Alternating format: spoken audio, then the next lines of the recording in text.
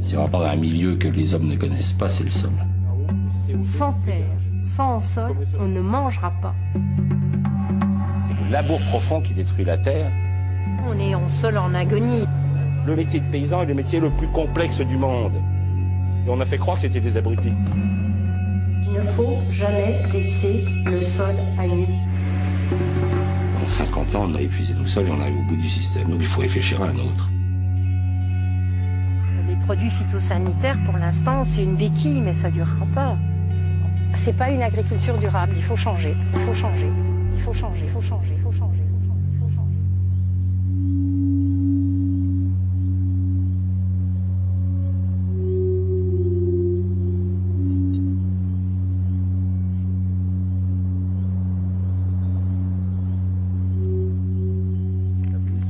Ça, on va peut-être avoir un peu de calcaire actif.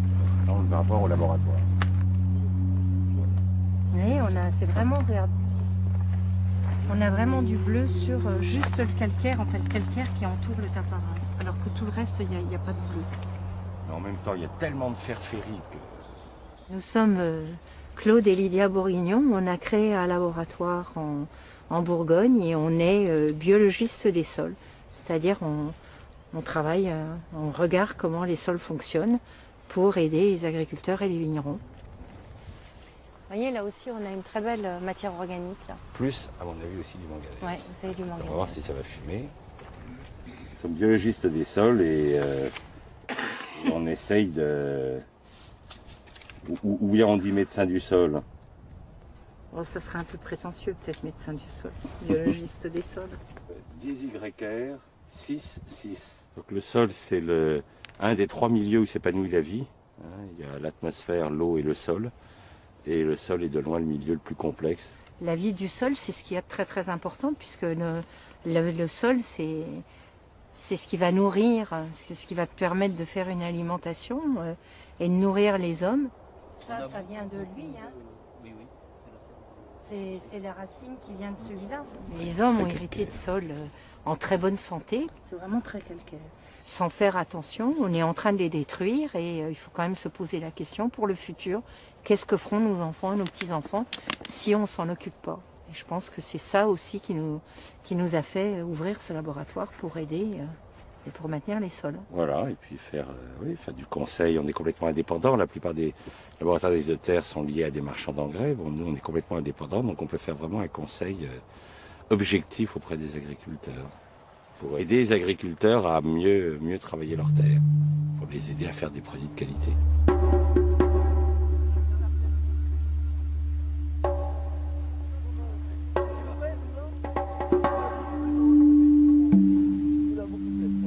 Vous voyez toutes vos racines là. Regardez, elles courent à l'horizontale sur la semelle de labour. Là aussi, on va toutes les retrouver là.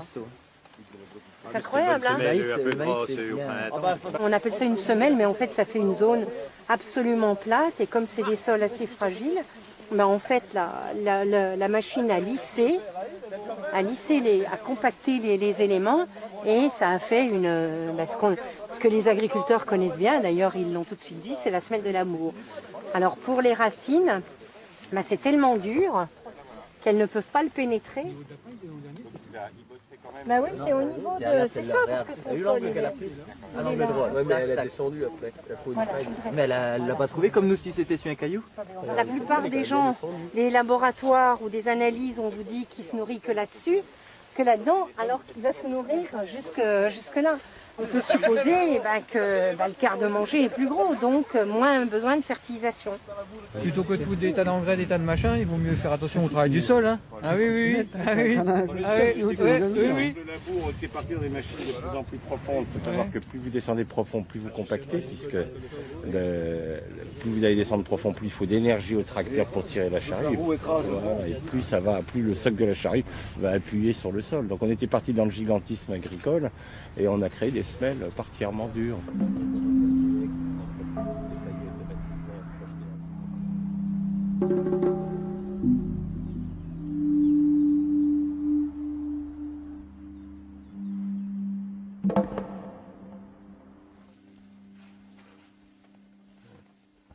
Quasiment jusqu'à la guerre de 14, les scientifiques ils travaillent vraiment pour la société. C'est vrai que c'est des journaux qui étaient très bien documentés, des vraies sources, des vraies mines d'informations. Là, vous avez la collection complète du journal Agriculture pratique. Vous avez les plus grands agronomes français qui répondent directement aux questions des agriculteurs. C'est quelque chose qui est impensable maintenant. C'est qu'il y avait une relation directe, ils se sentaient, en tant qu'agronomes, ils se sentaient au service des agriculteurs. Et donc les agriculteurs leur écrivaient, c'était un journal où il y avait courrier du lecteur, et l'agriculteur pouvait écrire aux plus grands agronomes de l'époque, et l'agronome répondait. C'est assez étonnant. Hein. Maintenant, les scientifiques ne s'intéressent plus aux problèmes quotidiens des vignerons ou des agriculteurs. On reprend justement les conseils de ces hommes, c'est-à-dire aller chez les agriculteurs. Les agriculteurs sont étonnés quand ils nous voient arriver. Oh, il dit des scientifiques chez nous. Et c'est ça qui est intéressant, c'est que pour eux, c'est un peu une surprise.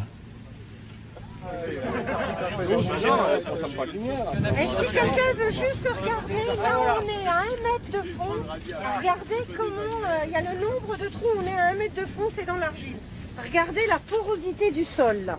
Là, la main de l'homme n'a jamais mis les pieds. Regardez comme c'est beau. Regardez comment c'est magnifique. Viens voir les petits trous là, c'est intéressant. Non mais c'est vous faire comprendre que quand vous n'intervenez pas, c'est beaucoup plus beau. C'est comme là. Vous allez voir que la faune, elle a fait des trous partout.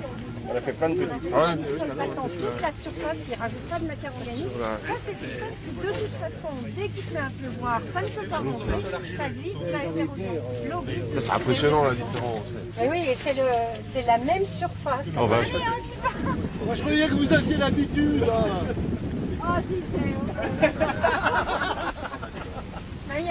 oui, mais vous mettez trop blanc pour regarder. Oui, mais vous savez ce qu'il y a à regarder, nous on découvre. Mais lui il regarde 2 fois, il va voir. Ah, je dis quand vous allez changer de métier, oh bah il coup de trombon. La première fois que je vois son robot là, j'y trouve un peu. C'est ça un changement fondamental pour nous, parce qu'on a toujours pensé que le sol c'était 25 cm, 30 cm, chez nous parfois 15 cm, alors que là on a vu que c'était le dessous était vachement important et qu'il pouvait changer. Donc ça c'est quand même un élément important pour nous. Votre blé, votre maïs à 15-30 cm, heureusement qu'il est plus loin parce que vous ne feriez même pas de rendement, là rien du tout. C'est parce qu'il est au fond et c'est incroyable, ce fond, vous ne le connaissez pas, vous ne savez même pas ce qu'il y a dedans. C'est fou. Et c'est le garde-manger, c'est le capital, c'est tout ce que vous avez. C'est incroyable. Il faut les aider, ils ont besoin de solutions. Nous, on a été traités un peu de fous, on a travaillé dans le désert pendant des années. Maintenant, on commence à être beaucoup plus reconnus, des agriculteurs adoptent nos techniques et c'est vrai que ce qui nous motive, c'est de se dire qu'on peut aider ces gens qui, pour le moment, sont accusés de polluer, etc. Alors que c'est pas eux qui ont développé ces modèles.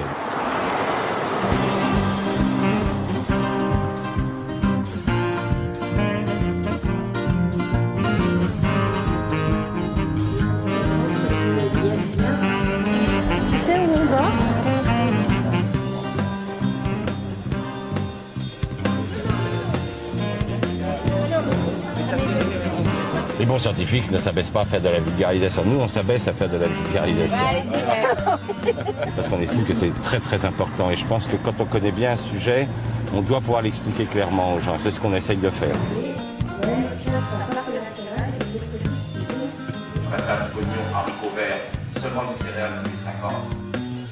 Il y a un projet qui dit un homme averti en veut 2. Nous, on avertit les gens pour qu'après ils fassent leur choix en conscience. Après, c'est eux qui verront quelle sera leur relation avec le sol. Mais nous, on les avertit. 5%, 10%. D'accord. Évidemment, si chaque fois qu'on en avertit un, ça en fait 2, ça vaut le coup. Vous sentez là? Vous sentez ici. Vous allez voir qu'il y a de l'odeur en surface, il n'y a pas d'odeur au fond. Je crois qu'on ne peut pas faire passer quelque chose, un changement, si c'est dans la douleur, si c'est sur la tristesse. Ouais, on a besoin.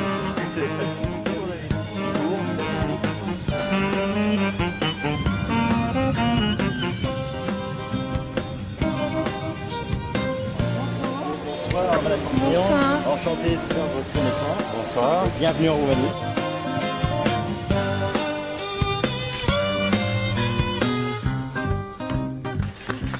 Les Français qui sont installés depuis un petit moment, ça va de 700 hectares à 3000. Après, on rentre dans des exploitations plus industrielles. arbre malheureux qui tient le coup là au milieu de tout ça. On va dire de faire le trou à l'ombre de l'arbre. Oui.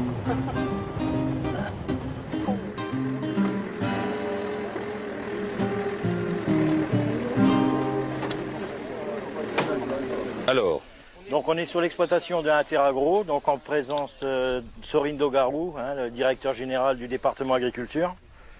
De l'exploitation totale, combien Sorine? 48 000 hectares. 48 000 hectares. Cette parcelle-là, 2000 hectares de blé. 2000. Ça, c'est le futur. Hein. Pas des petites parcelles de 3 hectares. Hein. Je sais pas si c'est le futur. c'est pas des sols très très riches en vers de terre, hein, mais quand même, il devrait y en avoir un peu plus. Et puis surtout, on voit pas de faune du tout, on voit pas de bestiaux. Hein. Le marché des céréales étant tellement volatile qu'on va être à un moment donné obligé de réduire les charges, réduire les fertilisants, les engrais chimiques, réduire la mécanisation, la main-d'œuvre. Et à un moment donné, on avait besoin de savoir et de faire un bilan de santé du sol. Et à part l'azote, vous avez mis quoi? On a mis à l'automne 5 kg de 18,46. 5 kg par hectare de 18,46. 5 kg, pas 5.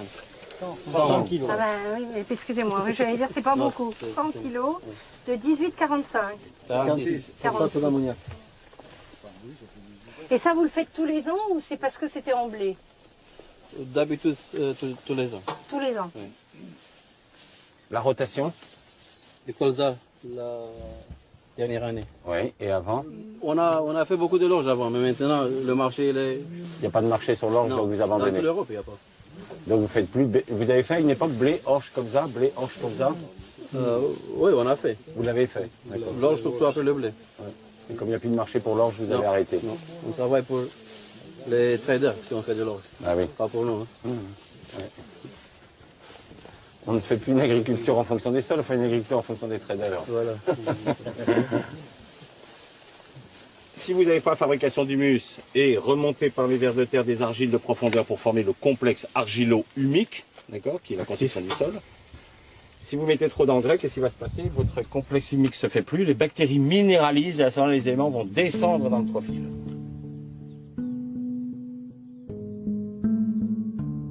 Alors un sol, c'est un complexe argilo-humique. Donc il faut que d'un côté, on ait les argiles. Les argiles sont créées en profondeur grâce aux racines qui, avec leurs acides, vont décomposer la roche en argile. Donc ça, c'est une chose. Et au-dessus, les débris végétaux, les feuilles, la litière, les restes de paille vont être digérés, mangés par de la faune, les colamboles, les acariens, les micro-arthropodes, les vers. Salut mon gars, comment vas-tu? Salut pas. Ça va? Ça va? Qu'est-ce que tu fais de beau là? Moi je fais des comptages de faune sur un compost d'un gars en maraîchage. Il y a pas mal de... Je sais pas si tu vois les acariens. Bon, là on est à un minimum de entre 200 et 300 espèces. Si on fouille correctement, on trouvera des espèces qui ne sont toujours pas identifiées par la science. Donc toute cette faune va participer à l'aération du sol de surface. Ce qu'on appelle les décomposeurs primaires. Ils vont manger la matière organique, la réduire en éléments petits, faire des excréments, et c'est les champignons qui attaqueront ces excréments. Les champignons vont se mettre dessus, et à ce moment-là, on va avoir création de matière organique, d'humus. Et cet humus, donc en surface, qui va faire le lien? Et en fait, c'est le ver de terre, une faune connue. Et le ver de terre, il est dans son terrier et il passe son temps dessus, au fond. Et à l'intérieur de son intestin, il va mélanger la matière organique et l'argile et fera le complexe argilo-humique. La tête au carré, Mathieu Vidard. Claude Bourguignon, c'est vrai que ça peut paraître amusant quand on parle du ver de terre comme ça, on ne prend pas ça du tout au sérieux. On voit que le rôle de cet animal est absolument crucial dans le sol. Ah oui, complètement. Le premier scientifique qui l'a dit, c'est Darwin. Hein. Oui. Darwin a dit on ne s'intéresse pas à cet animal et il est pourtant le plus important puisque c'est lui qui fabrique la terre nourricière. On en trouve combien au mètre carré en général de vers de terre dans les sols? Milieu naturel ou milieu agricole? Milieu naturel d'abord, avant que ce soit transformé. Milieu naturel, ça va aller de 1 tonne à 4 tonnes à peu près sur un milieu naturel. Mais maintenant, nous avons des sols agricoles qui ont moins de 100 kilos à l'hectare. Ce qu'on appelle fatigue de sol. Ouais. Vous confirmez cela? Je confirme ça. D'après des observations, on a regardé la population de vers de terre d'un champ avant et après labourage. Et c'est vrai qu'après, c'est un vrai désert.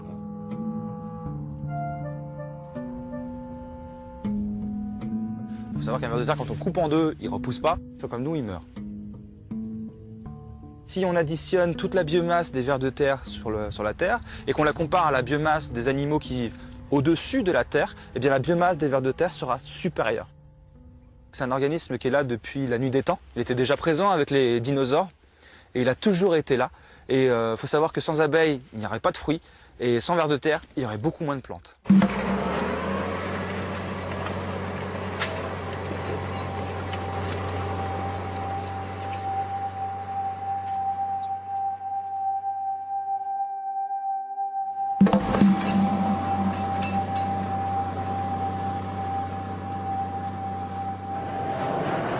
Racontez-nous ce que vous proposez exactement comme nouvelle voie pour l'agriculture. Dans le semi-direct sous couvert, on propose aux agriculteurs d'utiliser une plante de couverture qui va nous servir à étouffer les semi-direct sous couvert. Sous couvert. Il va moissonner son blé et tout de suite derrière, immédiatement, il va semer une plante de couverture qui va profiter des derniers mois chauds de l'année, le mois d'août, le mois de septembre, il y a encore de la chaleur.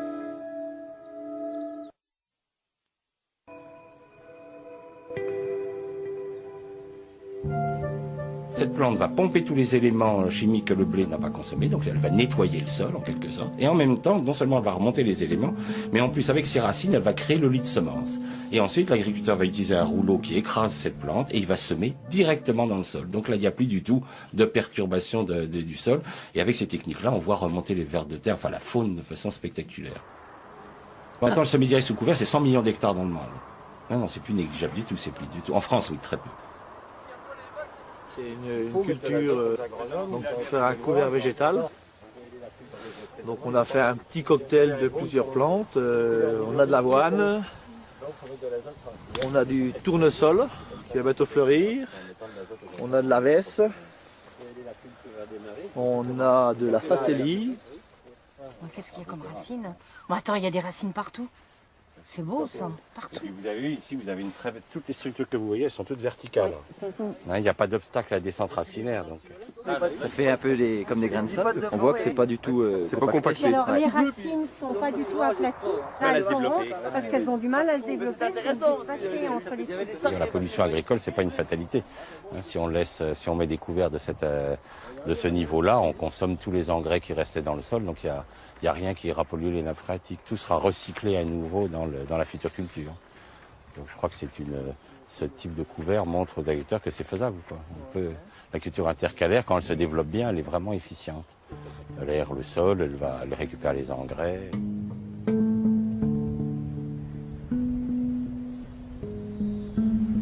Un système racinaire d'une plante travaille beaucoup mieux que nos outils. Elles arrivent, si on regarde bien dans les profils, elles arrivent à travailler le sol, à l'enrichir, sans jamais faire d'effet structure, sans consommer de gasoil, sans consommer d'air de bonhomme. À un moment donné, elles savent mieux travailler que nous les champs. Autant les observer, bien les cadrer, on va dire ça comme ça, bien poser des limites, et puis derrière ça, il faut les laisser faire. Elles savent le faire. Nous, on essaye de le faire, on n'y arrive pas aussi bien qu'elles, autant les laisser faire.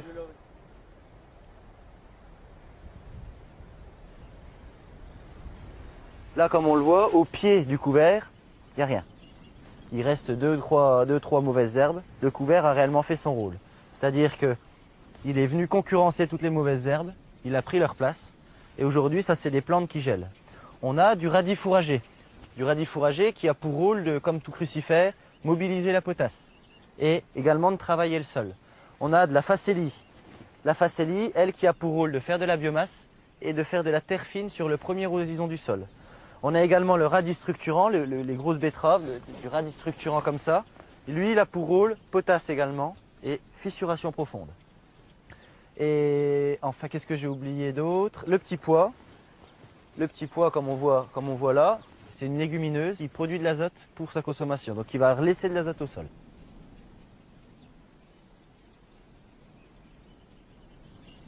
Tout ça là, les points blancs un peu rosés que vous voyez, c'est des nodosités.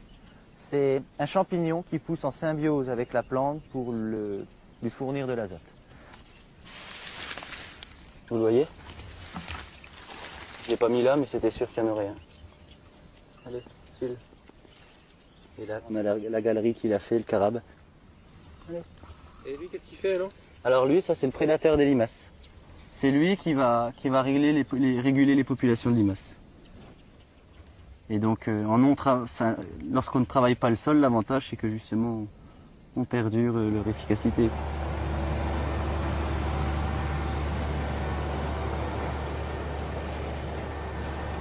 Là où le couvert a fait tout à fait son rôle, il n'y a aucune intervention chimique. Ça va être que le semoir. On sème en direct dans le couvert vivant. Et après ça, il va geler d'ici une dizaine de jours. Le couvert va déjà être un peu blessé par le semoir. Une fois qu'il va geler, il va être complètement éteint sur le sol.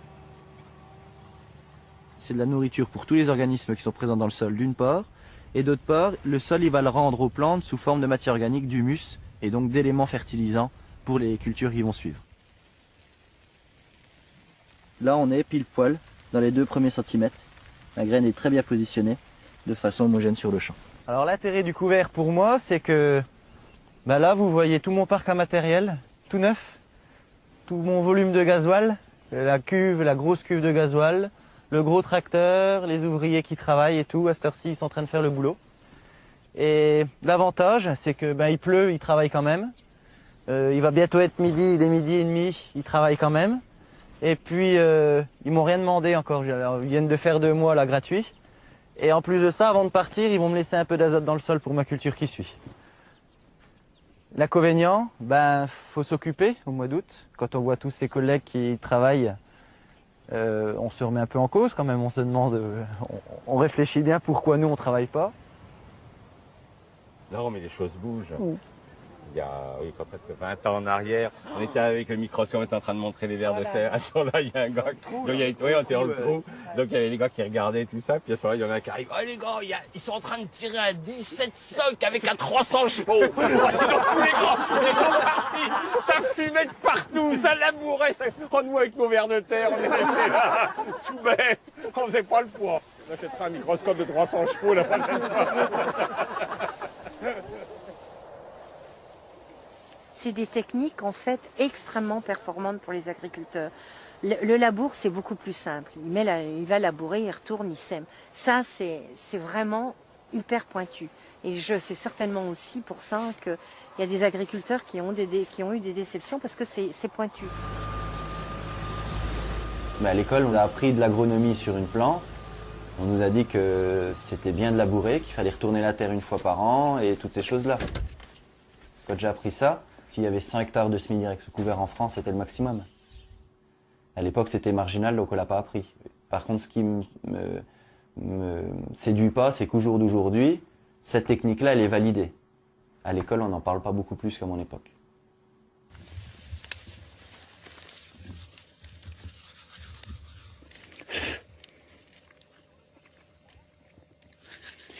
Certains disent si on laboure pas, on récolte pas. Après ça, c'est une vision des choses qui est assez particulière aussi. Personnellement, je pense que moins on travaille le sol, plus on le pérennise. Les racines prennent les trous des vers de terre très régulièrement. On a une symbiose entre les éléments vivants dans le sol et les plantes, quoi.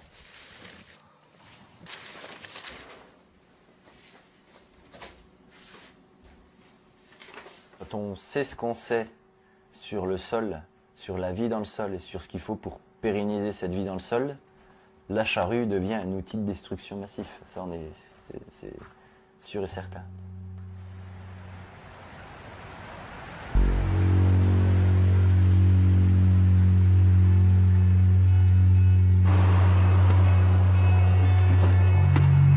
On a battu le record, 1045 tracteurs, charrues. Formidable à Juseppo, vous êtes super les jeunes agriculteurs. Une vraie réussite pour cette fête de l'agriculture, 57e du nom. Bravo encore à toute cette organisation.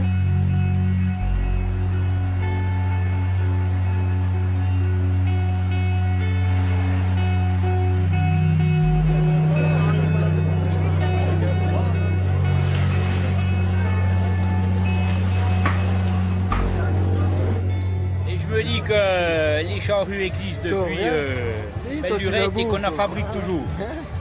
Alors si vraiment il n'y avait plus besoin, on arrêterait de labourer. Les charrues, on en vend toujours, il y en a des neuves, là, il y en a une belle neuve qui est devant nous. Ici, on fait Si j'extrapole, et vous me corrigez si je me trompe, mais ça veut dire que la charrue, c'est un désherbant sélectif qui coûte quand même cher, parce que vous disiez tout à l'heure, il faut du temps pour le passer, il faut le bonhomme qui sache le faire, il faut le carburant, il faut tout ça. Aujourd'hui, on arrive à remplacer un labour par un étouffement, on va dire, par un couvert, quoi. Oui, ben, Qu'est-ce que vous en pensez? Si ça marche, je pense pas que ça soit une mauvaise affaire. Hein. C'est comme si on mettait une bâche sur un terrain, il n'y a rien qui pousse à travers une bâche, quoi. Vous donnez pas un coup de désherbant pour... Ce qu'on vise au Roundup, au glyphosate, c'est vraiment les petites herbes vertes pointantes, les vers de labour. Vous, ce que vous appelez le ver de labour, quand vous faites votre glyphosate sur le ver de labour, ben, moi je vise les mêmes plantes, j'utilise le même produit. Quand on met un glyphosate sur une terre à nu pour viser 7 ou 8 pieds de mauvaises herbes au mètre carré et que tout le reste est filtré et s'en va dans l'eau, et descend dans l'eau, alors qu'à côté de ça, si on met la même dose de glyphosate sur une matière verte, sur un matelas végétal qui fait 5-6 cm, c'est le matelas végétal qui va le pomper et indirectement, ça se retrouve moins dans les eaux, quoi. Donc à ce niveau-là, environnementalement parlant, c'est nettement mieux. Donc moi j'ai envie qu'il y ait d'autres agriculteurs qui partent dans ce système-là.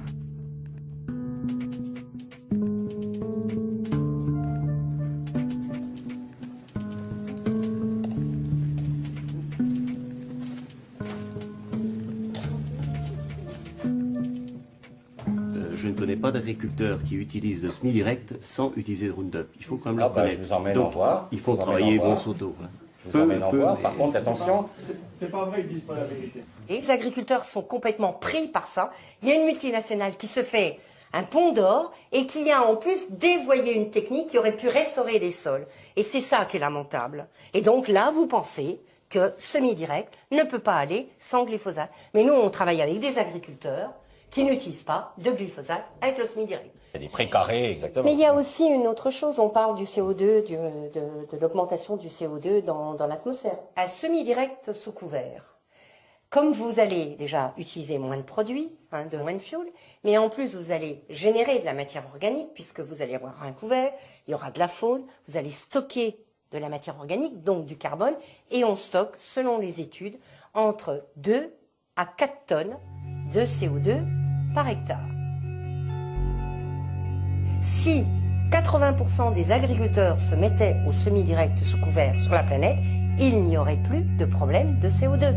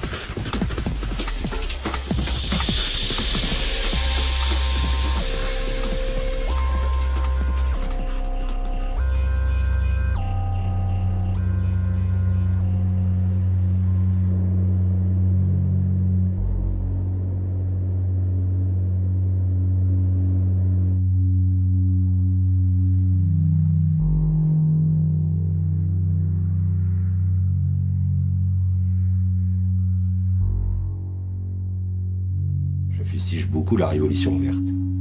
Elle s'est développée à partir de la fin des années 60, début 70. Elle a eu droit à tout l'argent de l'agro-industrie qui voyait l'intérêt dans cette technique-là. Ça consistait à créer des variétés hybrides ou modifier des variétés cultivées pour les rendre consommatrices d'engrais chimiques. Donc ça rend l'agriculteur dépendant d'engrais chimiques. Comme ces plantes tombent malades, il faut des pesticides et ça les rend dépendants des marchands de pesticides. Et donc on appelait ça la révolution verte, le mélange de semences sélectionnées, consommatrices d'engrais, consommatrices de pesticides. Les engrais, au départ, les agriculteurs se sont dit on va augmenter les rendements, mais ça les a entraînés, trop d'engrais, perte de la matière organique, perte du calcium qui attache les argiles et l'humus, perte du sol, érosion, obligation de mettre de plus en plus d'engrais, et en fait ils sont dans un cercle infernal et ils s'en sortent plus. Une petite question, là j'ai un client qui voudrait chercher de la chlorure de potasse chez toi. Je sais que normalement vous en avez à Montmelin aussi.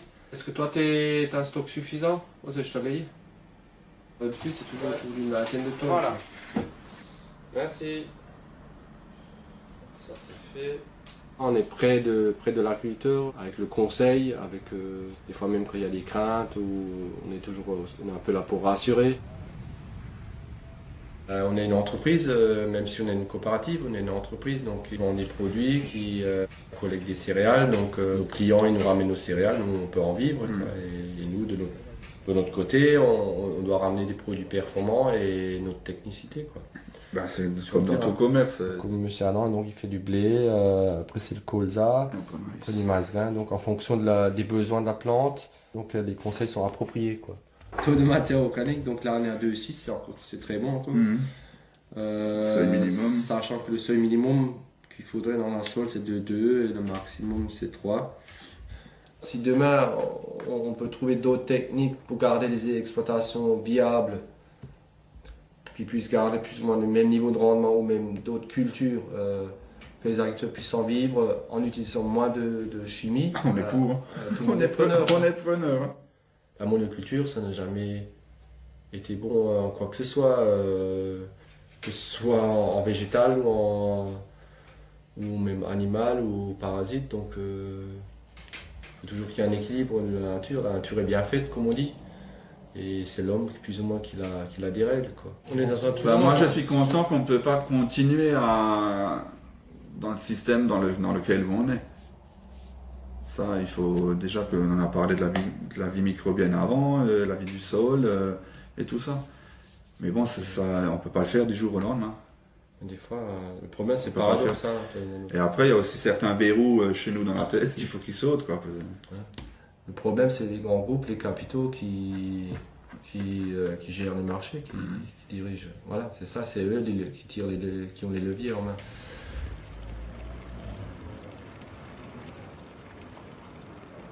On s'est foutu de la gueule des agriculteurs, mais sur toute la planète, hein, c'est pas seulement en France. On s'est foutu de la gueule des agriculteurs et des citoyens, parce que du coup, c'est le citoyen qui a des eaux polluées, qui a de la nourriture de mauvaise qualité. Tout le monde s'est fait avoir par ces grands groupes. Comme ça. Vous êtes comme ça. On est comme ça. Voilà, vous êtes pris. Et on est comme ça, puis à la gorge aussi, parce que s'il faut faire des efforts pendant plusieurs années financières pour s'adapter à une nouvelle technique, eh ben, on ne peut pas, ou alors il faut vraiment faire des sacrifices, quoi.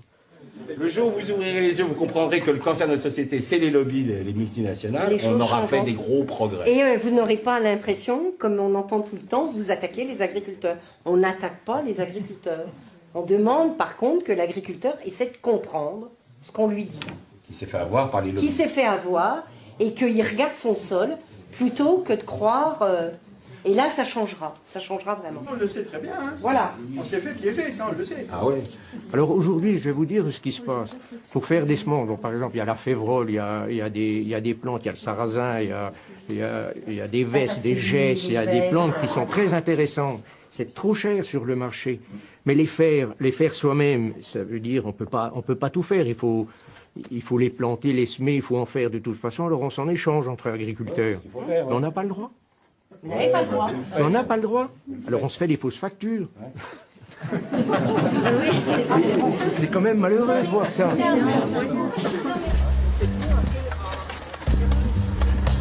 C'est mon paquet d'échantillons là. Ah oui, on commence à avoir au laboratoire une belle collection de sols du monde. Hein.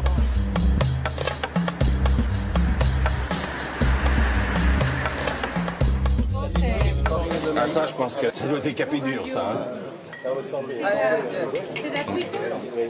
Tous les agriculteurs qui sont céréaliers ne peuvent pas rentrer dans cette agriculture de niche-là. C'est pas possible.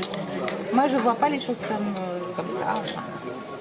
Il y a 60 millions de Français, plus toute la clientèle européenne qui ne demanderait qu'à manger du bon pain et qui ne peut pas. Elle ne mange que du pain dégueulasse parce que le pain est plus bon en Europe. Pourquoi on n'a pas le droit de manger du bon pain en Europe? Vous ne savez même pas combien on vous achète votre blé. Attendez. Mais je suis la première concernée, vous savez. Vous allez laisser Meunier faire le boulot à votre place, et le coopérative vendra votre place, vous allez tout laisser finir, vous piquez votre pognon. Vous n'avez plus voulu vendre. Autrefois, le paysan, il allait au marché, il vendait ses produits. Vous n'avez plus voulu vendre vos produits. Non, moi j'ai toujours vu mon père vendre à la coopérative. Au lieu de faire comme le vigneron qui livre à la COP, qui ne veut pas savoir ce que devient son vin, vous décidiez, vous, de savoir ce que devient votre farine. C'est peut-être une autre façon d'aborder les choses, vous voyez. Oui, d'accord, mais la France est un pays exportateur. Le vin dans les années 60, qu'est-ce que faisait la France? Elle faisait des vins de très mauvaise qualité à 300 hectos. Comme on n'arrivait pas à faire de vin avec, on achetait du sucre de betterave, ce qui faisait la fortune des betteraviers, pour chaptaliser ces vins de très mauvaise qualité, pour réussir quand même à faire au moins à réussir à les faire fermenter. Et comme on n'arrivait qu'à 7-8 degrés, qu'est-ce qu'on faisait? On faisait venir des blés de force, des raisins de force d'Algérie. C'était les vins d'Algérie, de nos colonies, pour pouvoir faire le vin à 11 degrés dégueulasse qui servait à nettoyer le sol ou décaper les pianos, mais il fallait être costaud pour avoir, voilà, peut-être 3 étoiles, voilà. Bon, on pouvait dire, ça marche. Il y a des fortunes qui se sont faites, hein, dans la région de Montpellier, dans le Languedoc, les gars, ils avaient eu de super mauvais pinards, ils ont vécu.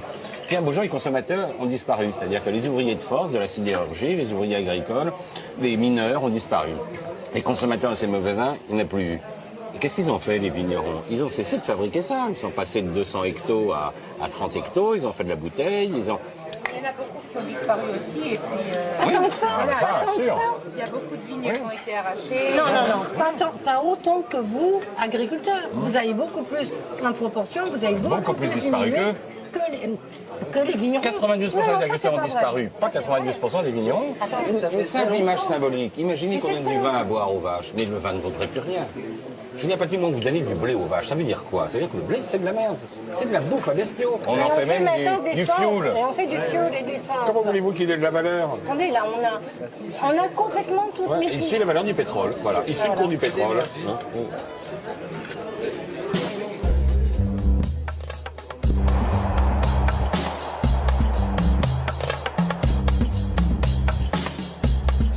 Un grain de blé, ça reste un grain de blé. Après, si vous voulez aborder le problème des cultures biologiques, ça c'est autre chose.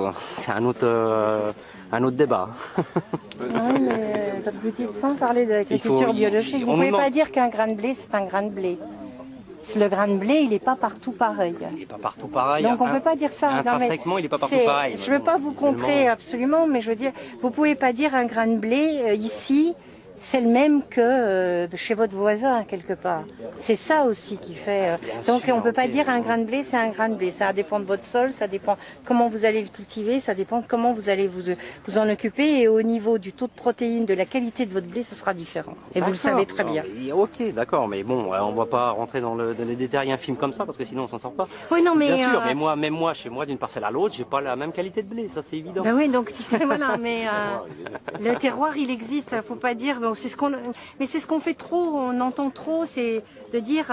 et à ce moment-là, ça gomme tout à fait, ça gomme absolument tout le travail de l'agriculteur. Quand vous dites un grain de blé, c'est un grain de blé, ça veut dire un grain de maïs, parce que le grain de maïs... Oui, mais ça veut dire que quelle que soit la technique qu'on va utiliser, quel que soit le soin que vous allez prendre d'un sol, si on dit ça aux gens, un grain de blé, c'est un grain de blé, ça enlève tout le travail que peut-être ici vous êtes en train de faire, si vous le faites en respect. Donc on ne peut pas dire un grain de blé, c'est un grain de blé.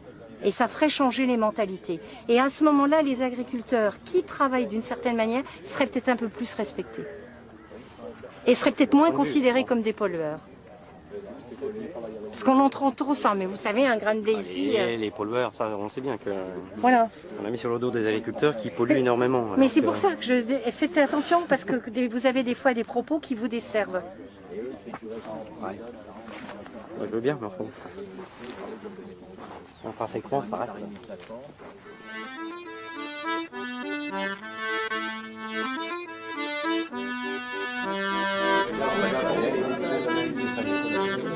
Les boues, elles sont bactériennes, mais c'est les tonnes de phosphore qui Ah oui, par contre, alors là... Vous ne savez pas communiquer sur vos produits. On a quoi avant? Nous, avant, on faisait du porc. Notre qualité de porc n'était reconnue dans l'Aveyron. On partait dans l'Aveyron pour se faire abattre. Nous, on s'est dit, mais putain, le gasoil qui est consommé. Et puis nous, personnellement, on voulait manger notre cochon. Si on le faisait pas au noir par un vieux boucher, on pouvait pas en manger. Aujourd'hui, on a été voir la ville de Chaumont avec la chambre d'agriculture en leur disant, voilà, vous avez un abattoir qui tourne, qui tournote. Nous, on se lance avec vous, on le fait retourner. La deuxième chose, c'est qu'on raccourcit le circuit de commercialisation et on maîtrise notre filière de vente. On produit notre porc, qui est produit avec nos aliments qu'on a fait à la ferme, donc avec nos céréales. Et sorti de l'abattoir, ça va dans notre boucherie. Dans notre boucherie, on a nos bouchers qui découpent la viande, qui font la charcuterie. Le consommateur, il vient, il achète la charcuterie. Économiquement parlant, l'avantage, c'est qu'on lisse notre revenu toute l'année. Le blé qu'on a semé aujourd'hui, on n'est pas du tout sûr du prix qu'on va le vendre. En vendant nos porcs, en autoconsommant notre blé, on sait le prix qu'on va le vendre, puisqu'on connaît le prix de vente de nos porcs.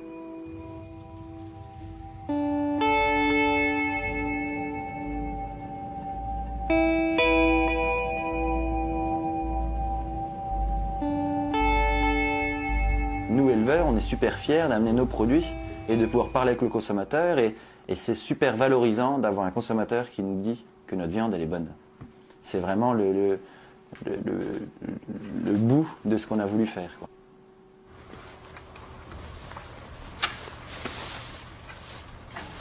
Pierrick Barbeau, je suis paysan installé dans la ferme familiale depuis 4 ans.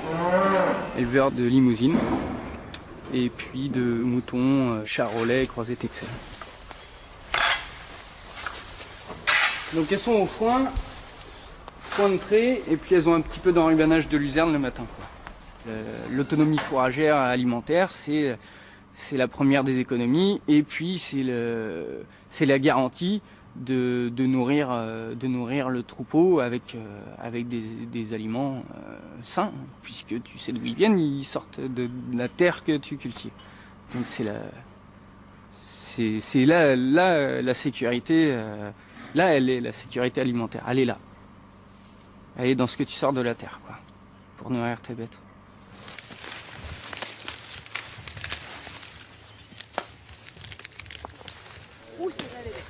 Hervé, il en apporte, genre pour les cochons, c'est une par jour, quoi. Une chacun par jour. Une par cochon par jour. Voilà. Je m'appelle Lionel Barbeau. Je suis pas sûr que ce soit vraiment... Et ici, on est dans le champ de betterave, dans un champ de betterave qui est sur la ferme de la Gandonnière. La ferme que mes parents ont exploitée pendant toute leur carrière, qui a été transmise il y a 2 ans à mes frères et à un autre associé, Pierrick, Jocelyn et Johan. La force d'un paysan, pour moi, c'est de pouvoir être maître de ce qui se passe sur ces terres.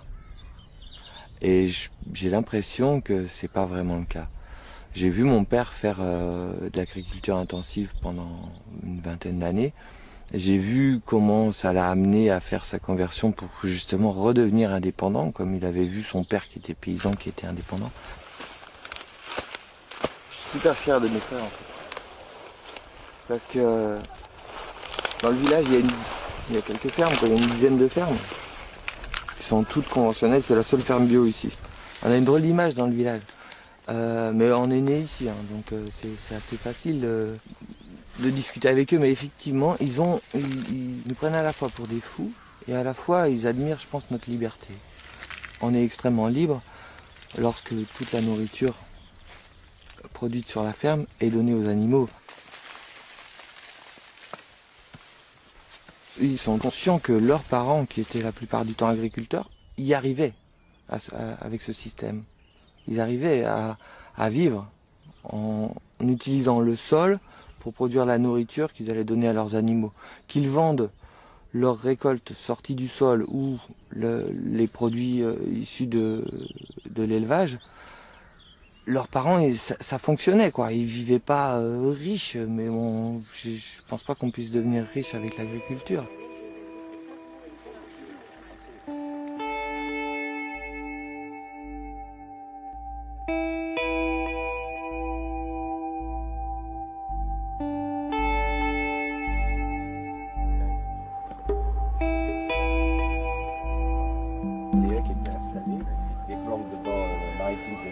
Aux embruns, et qui protégeait les terres qui étaient à l'arrière des embruns marins. Donc il y avait aussi la haie, elle a plein d'utilités. Nos grands-parents étaient paysans. Je dis pas tout le monde doit devenir paysan, mais en fait, si on veut se rapproprier un peu nos vies, ça passe par là, quoi. C'est quelque chose de très simple à mettre en place. C'est l'activité la plus simple et la plus facile à comprendre. C'est compliqué, hein, la vie biologique. C'est pour ça qu'il y a des gens éclairés comme Lydia et Claude qui sont venus ici. C'est très compliqué, mais en même temps, ça reste une activité très simple. Si on observe et qu'on respecte le sol. Donc c'est un sol profondément dégradé. Celui-là, il a souffert de 4000 ans d'agriculture. Il n'y a plus rien. Il ne vous reste plus que 25-27 cm de sol. Parce qu'à l'origine, il y avait combien? La France a perdu en moyenne entre 1 mètre et 2 mètres de terre. C'est en 4000 ans d'agriculture. Je vais de la terre jusqu'au pain, quoi. J'ai mon moulin et puis mon four et je fais toute la filière, de la production de grains jusqu'à la vente. Donc le plus difficile en fait, oui, c'est de rester constant dans la qualité et que les gens aient envie de manger ce pain-là, ouais, pour pouvoir en vivre.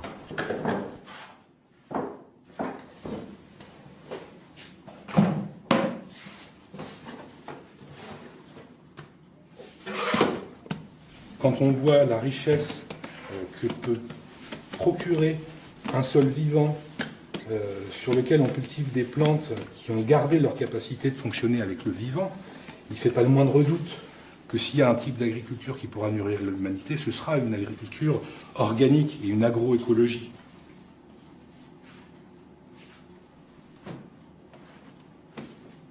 Ce qu'on appelle la sécurité alimentaire aujourd'hui est la plus grande insécurité qu'on puisse connaître, puisque n'importe quelle rupture en termes d'énergie fossile, et il n'y en a presque plus, remet en question non seulement tout le système, mais à très court terme aussi l'approvisionnement. Et on en a eu quelques avant-goûts avec la grande crise financière mondiale récemment. Donc maintenant, évidemment, il s'agit de passer de la notion de sécurité alimentaire, qui est un mensonge éhonté, à une autre notion développée par les paysans dans le monde qui s'appelle la souveraineté alimentaire. C'est-à-dire le droit inaliénable des peuples de choisir ce qu'ils cultivent et de quoi ils vont se nourrir et de pouvoir subvenir à leurs besoins de façon autonome et au niveau local. Bon voyage!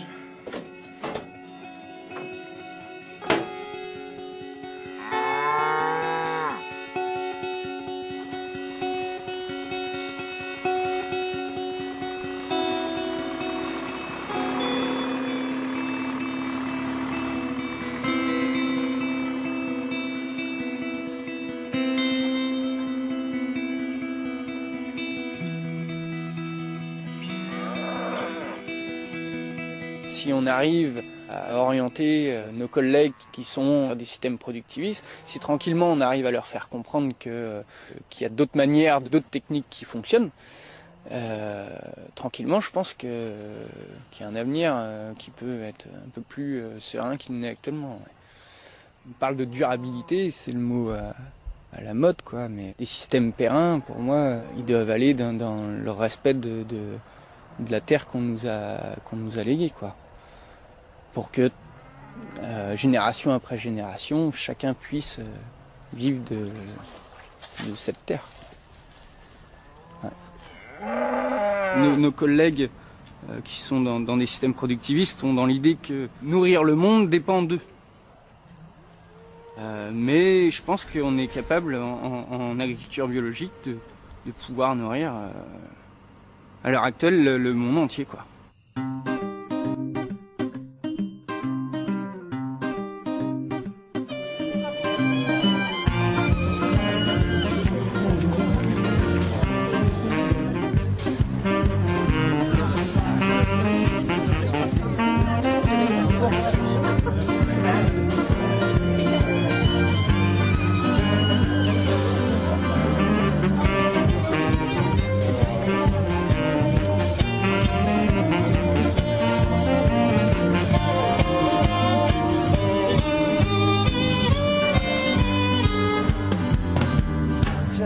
Je m'excuse, posez votre question. M. Bourguignon, votre point de vue sur le bio. Donc le problème du bio d'abord, c'est qu'il n'a pas bénéficié des développements scientifiques puisque jusqu'à il y a très peu de temps, c'était interdit de faire des recherches là-dessus. Donc il y a un énorme retard par rapport à l'agriculture dite conventionnelle. Cela dit, vous serez tous obligés de faire de l'agriculture biologique dans les années qui vont venir, mais une véritable agriculture biologique, c'est-à-dire une agriculture qui sera réellement basée sur des approches scientifiques, sur des associations complexes, des rotations complexes, et vous pouvez faire une agriculture avec extraordinairement peu de produits chimiques. Deuxième question, pourra-t-on nourrir toute la planète par le bio? Bah oui, puisque le rendement moyen est de 30 quintaux à l'heure actuelle sur la planète et qu'on fait 30 quintaux en bio sans problème. Ouais. Mais on sait qu'on peut parfaitement nourrir l'humanité. Vous savez que les plus gros rendements, ils sont pas faits en agriculture conventionnelle. Hein. C'est l'agriculture paysanne qui fait les plus gros rendements du monde. Oui, pas du tout. Aucun champ au monde n'est capable de produire, comme par exemple si on prend le maïs, n'est capable de produire autant au mètre carré que le champ des paysans mexicains où il y a le maïs avec le haricot qui s'enroule autour et les courges entre les rangs. Le problème, c'est qu'on ne sait pas mécaniser. On n'a pas de moissonneuse-batteuse qui ramasse en même temps les courges, le haricot et les maïs. Ça, on ne sait pas faire. Mais ne confondez pas productivité par homme et productivité au mètre carré. L'agriculture la plus productive au mètre carré, c'est l'agriculture paysanne. La plus productive par homme, c'est l'intensive. Mais si vous voulez nourrir beaucoup de monde, il faudra revenir à une agriculture paysanne. Hein. Jamais autant d'hommes qui ont souffert de la faim qu'en ce moment.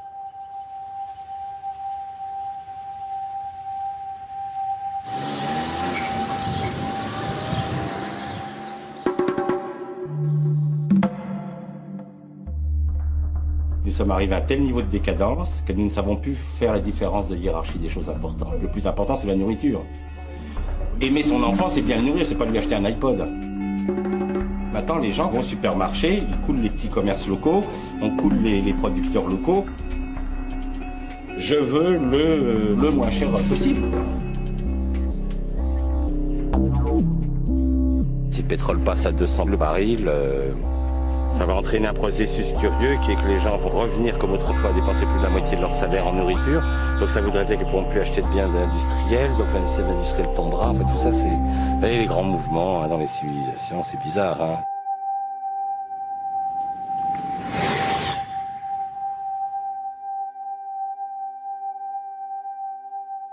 C'est la fin de notre civilisation. Et la nouvelle sera, on mettra plus la nature au centre, et puis l'homme sera peut-être tout petit. Quand on sera plus tard, la terre se remettra, ça mettra du temps, mais en fait, c'est pas une fin. Elle va durer. C'est nous qui sommes en danger, mais pas la terre. Donc il ne faut pas se moquer des diplodocus. C'est une grande réussite, les dinosaures. Ils ont quand même duré 150 millions d'années. Ça fait partie des grandes réussites du système vivant. L'homme, quand on voit dans quel état il a mis son environnement en 3 millions d'années, il y a des soucis à se faire. Allez, on va manger. Hop.